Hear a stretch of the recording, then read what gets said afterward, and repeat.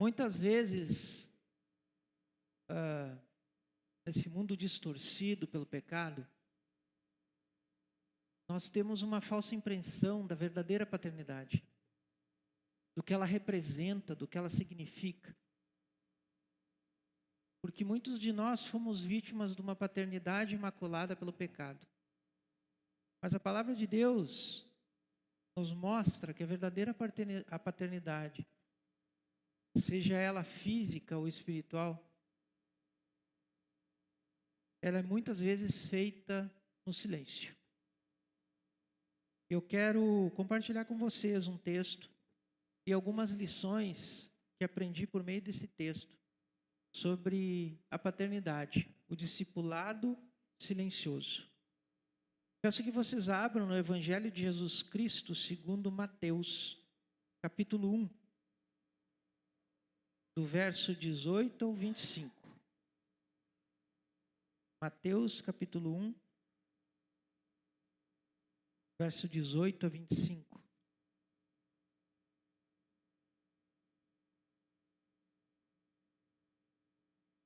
Igreja, ouça com fé o que Deus fala a você essa noite. Ora, o nascimento de Jesus Cristo foi assim.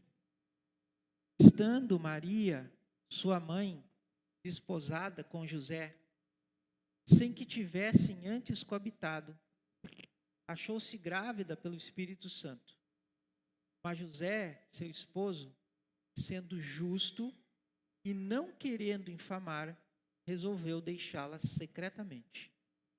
Enquanto ponderava nestas coisas, eis que lhe apareceu em sonho um anjo do Senhor, dizendo: José, filho de Davi, não temas receber Maria, tua mulher, porque o que nela foi gerado é do Espírito Santo. Ela dará à luz um filho e lhe porás o nome de Jesus, porque ele salvará o seu povo dos pecados deles. Ora, tudo isso aconteceu para que se cumprisse o que fora dito pelo Senhor, por intermédio do profeta. Eis que a virgem conceberá e dará à luz a um filho, e ele se chamará pelo nome de Emanuel, que quer dizer Deus conosco. Despertado José do sono, fez como lhe ordenara o anjo do Senhor, e recebeu sua mulher. Contudo, não a conheceu, enquanto ela não deu à luz filho, a quem pôs o nome de Jesus. Pai Santo, obrigado, Senhor, pela perfeição da Tua palavra. Senhor, eu te peço que nessa noite, o Senhor, na Tua infinita misericórdia e graça, ministre ao meu coração e ao coração da Tua igreja. Senhor, precisamos da perfeição da Tua palavra em nossas vidas. E não, Senhor, as minhas palavras, mas as Tuas sejam levadas, Senhor, a cada mente, a cada coração, aqui nesta noite. Obrigado, Pai. É confiado em fé, na Tua misericórdia, que clamo em nome de Jesus. Amém. Este é um dos poucos relatos onde vemos a Bíblia tratar sobre o pai adotivo de Jesus, José. Talvez seja por isso que se torne tão raro vermos pregações que tratem deste homem, de certa forma, desmerecendo assim sua importância na formação da humanidade. Talvez você creia que por Jesus Cristo ser plenamente Deus, não seria importante a instrumentalidade de um homem, aqui José, mas não esqueça que Cristo necessitava ser instruído desde a sua infância para atingir também a sua plenitude como homem, para só então poder nos representar plenamente.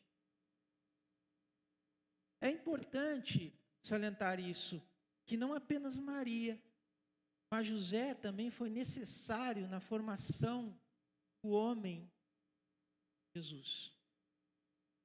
Cada um deles, no plano redentivo, participou de forma ativa na formação também do caráter das condutas de Jesus. Pode ser que você não perceba isto, porque, como eu disse ao início, muito pouco se fala sobre José nos evangelhos de Mateus e Lucas. Mesmo que, ao pesquisar, você encontre relatos da vida de José no proto-evangelho de Tiago ou nas histórias de José o carpinteiro, mas tendo somente os relatos dos evangelhos canônicos, já podemos aprender a importância de José na vida de Jesus. Espero que Deus ministre isso a nós nessa noite. Na tradição judaica, tradição a qual os pais de Jesus e Jesus pertenciam, e isso é importante salientar, era obrigação dos pais ensinar a Torá. Ou seja, quem devia discipular a lei aos seus filhos eram os pais. Essa não era uma tarefa que podia ser transferida. Conforme as posses, os pais até poderiam ter assessoria de um professor, mas a tarefa principal, a dedicação máxima sobre o ensino, cabia aos pais, em especial ao pai, como determina a lei. O dever de ensinar a lei, portanto, tornava o pai, a figura masculina, o principal discipulador de seus filhos, porque ele é o líder da família, e assim sendo, ele não tem apenas a visão como de apenas um mantenedor, mas também do sacerdote do lar. É essa figura. Agora, você analisa a situação de José aqui. A mim e a você foi dado por Deus a tarefa de discipular nossos filhos, que Ele chama carinhosamente de sua herança. Então, cada criança que a gente viu aqui é uma herança do Senhor. Não pertence a mim, não pertence a você, não pertence a essa igreja, pertence ao Senhor. Agora, a José foi dada a pequena responsabilidade de discipular o Filho de Deus, a segunda pessoa da Trindade, o Deus encarnado. Mas isso não o intimidou. Ele tomou esta grande responsabilidade para si, talvez cheio de medo, dúvidas, mas ele não nega o chamado. E o interessante é que ele faz tudo isso em silêncio. E por que afirmo isso? Porque não há nas Escrituras, tanto em Mateus quanto em Lucas, nenhum registro de algo que José tenha falado. Não há nenhum registro de alguma palavra sua que possa nos orientar, mas há algo que é demonstrado fielmente, as ações de José. Talvez, queridos irmãos, essa seja a intenção do Espírito Santo, a de demonstrar que muitos discipulados não são construídos no muito falar, mas no agir. E esse é o caso de José. Ele agia. No relato bíblico que lemos, nós vemos um homem sendo obediente a Deus, sendo misericordioso, acolhendo, protegendo. Era direito dele repudiar Maria. Havia um contrato nupcial que permitia isso a ele. Mas ele não foi tomado pelo orgulho, pela vaidade, pela sua masculinidade. Ele ouviu a Deus e obedeceu. Foi misericordioso.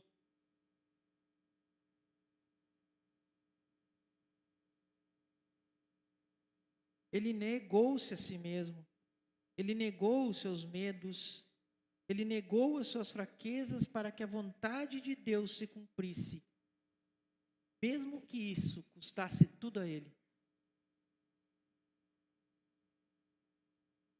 José cumpriu sua paternidade e função como discipulador em silêncio.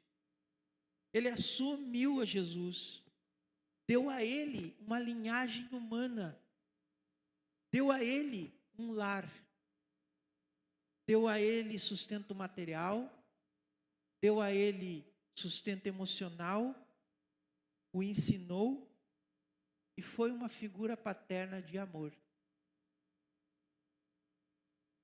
Por meio das ações de José, aprendemos que nem todo chamado de Deus é para aparecer em meio a holofotes, mas muitas vezes é executado no silêncio, entre quatro paredes, em uma vida aparentemente sem significado, sem estrelismo, onde protegemos o que Deus está fazendo crescer.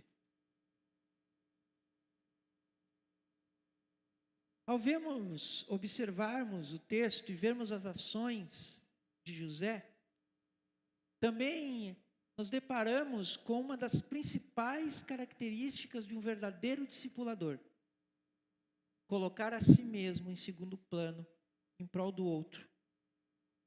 Talvez você até pense assim: isso é fácil, porque aqui estamos tratando da relação de pai e filho, mesmo que José fosse pai adotivo de Jesus.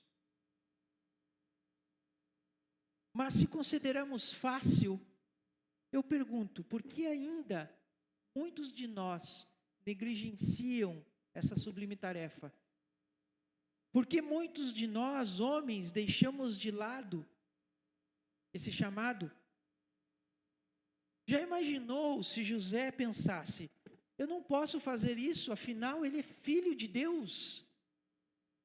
Imagine se José tivesse negligenciado seu chamado como pai, mesmo que adotivo, e tivesse negado as responsabilidades relacionadas a esse chamado. Você já pensou isso? Hoje, muitos pais veem a tarefa da paternidade como sem importância. A negam porque veem as demandas da vida como mais importante. Minha carreira, meu time de futebol, minha série da Netflix, meu livro. Outros a deixam de lado porque entendem que essa obrigação pertence à igreja, representada por seus ministérios. Quem tem que discipular meu filho é o pastor. Afinal, eu dizimo. Quem tem que cuidar dos meus filhos é o ministério infantil. Afinal, quem tem que consolar os meus filhos é A ou B. Eu não. Eu já faço o máximo. Eu dou um teto para ele. Querido irmão, isto não é paternidade. Se você pensa assim, você está equivocado sobre a paternidade bíblica. Isto não é paternidade. Desculpem a ilustração grosseira, mas muitos cachorros também têm teto. Nós estamos tratando aqui da herança de Deus. Cada criança é uma herança que não nos pertence, pertencem ao Senhor. Diante de desafios como este, um discípulo de Deus, ele não se pergunta: se abraçar esta verdade, qual será o custo? Mas em vez disso, ele diz: esta é a verdade, que Deus me ajude a viver nela. É por meio de nós, pais, que nossos filhos devem não apenas ouvir, mas contemplar a Deus. É tarefa de todo pai humano ser para seus filhos uma imagem do Pai Celestial. Nós, pais terrenos, temos que ser um reflexo, ainda que imperfeito, de Deus, Pai. Seja na sua força, seja na sua ternura, seja na sua misericórdia ou na sua ira, seja na sua sabedoria, mas principalmente no seu amor. Nós devemos ser como janelas que levam nossos filhos a visualizar a beleza desse Deus que os ama e que os tem como sua herança. Não podemos deixar que outros cumpram um papel que é nosso, como se este papel não fosse de extrema importância.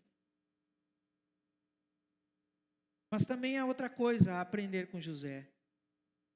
Para que possamos cumprir o nosso chamado à paternidade,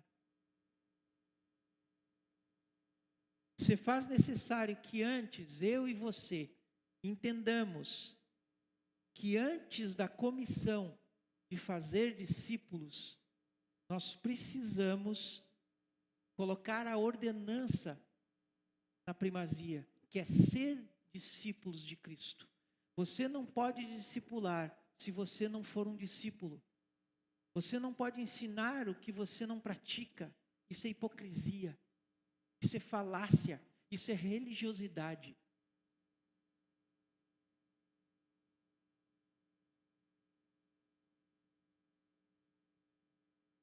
E José era assim como Maria, um discípulo de Deus.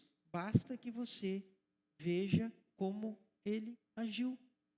Suas atitudes demonstram obediência, mesmo isso custando tudo a ele.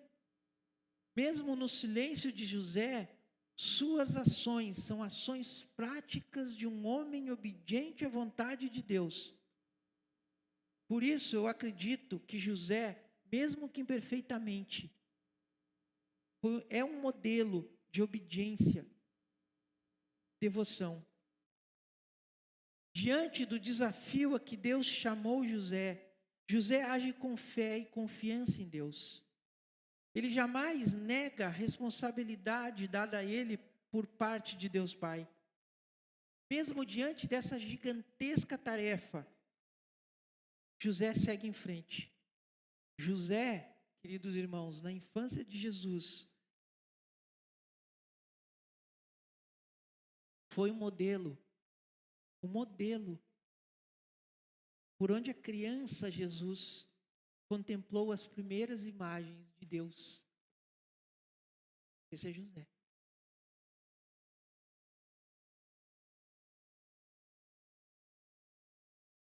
Mas ele só pôde contemplar essa imagem porque José se dispôs a isso.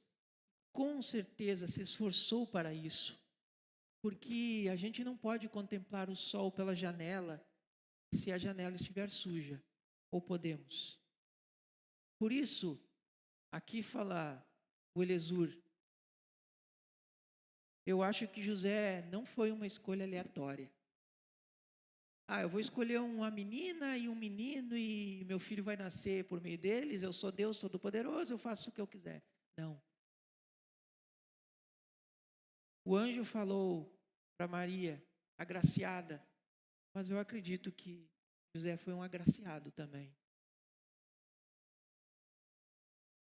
Era necessário um homem segundo o coração de Deus. Um homem disposto a obedecer e ensinar esta obediência. Não apenas por palavras, mas também por meio de ações. Foi muito mais do que ensinar, foi viver, foi agir como um discípulo e um discipulador. Ele entregou a sua vida a essa tarefa. E isto não está relatado em nenhum livro canônico na Bíblia. Isso não está relatado em nenhum evangelho apócrifo. Isto é algo que eu tenho para mim. Vocês acreditam que Jesus passou a vida inteira dele como criança lá de José, sem nunca ter ouvido o relato do pai dele sobre o seu nascimento, sobre a sua vida, sobre os desafios que ele enfrentou? Você acha que Jesus olhava para José como apenas aquele que me criou? Ou não havia no coração desse Deus perfeito uma certa admiração por esse homem que se propôs a assumi-lo e a tê-lo de todo o coração? Quantas vezes José pegou no colo a eternidade? Quantas vezes José não acordou no meio da madrugada para atender o choro do Deus encarnado? Você acha que ele não temeu? Ele não teve suas dúvidas? Ora, eu. E a dúvida que paira no meu coração, a dúvida que paira no seu coração como pai. Mas não tema, porque Deus não te escolheu para guardar a herança dele de forma aleatória. Ele te amou, ele te imaginou, ele cultivou os seus dons, os seus talentos, a sua força, a sua fraqueza, para que você pudesse espelhar a Cristo na vida dos seus filhos. Creia nisso. Eu estou concluindo e quero deixar uma reflexão especial para nós pais. Nós estamos sendo como José, discipuladores de nossos filhos, por meio de nossas ações e palavras, ou estamos fugindo dessa nossa comissão? Nós somos modelos perfeitos, mas modelos onde nossos filhos contemplam a Deus em sua misericórdia, em sua graça, em sua sabedoria, em seu amor, em sua justiça. Querido pai e querida mãe, esse chamado é urgente. Não acredite você que por seu filho ter nascido na igreja ele está salvo. Você pode ter nascido na igreja, ter sido batizado, casado, velado. Mas se eu e você, se nossos filhos não estivermos em Cristo, a nossa vida eterna é de dor e lamento. Tenha isso em seu coração. Nosso chamado é um chamado urgente.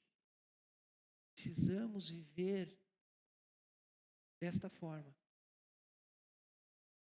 Devemos cumprir nosso mandato como discípulos de Cristo e a nossa comissão como discipuladores em nossas casas, primeiramente em nossas casas. Porque, como disse, se não vivemos nos nossos lares a vida que somos chamados a viver como discípulos de Jesus, tudo o resto falhará. É na mesa, queridos irmãos, que começa essa tarefa. É no cotidiano do nosso lar que começa essa tarefa. Sem holofotes, sem luzes, muitas vezes em silêncio, sem registro, como foi a vida de José. Que Deus nos faça como José, que estejamos dispostos a tudo em amor por nossos filhos, mesmo que não haja holofotes sobre nós. Amém? Vamos orar?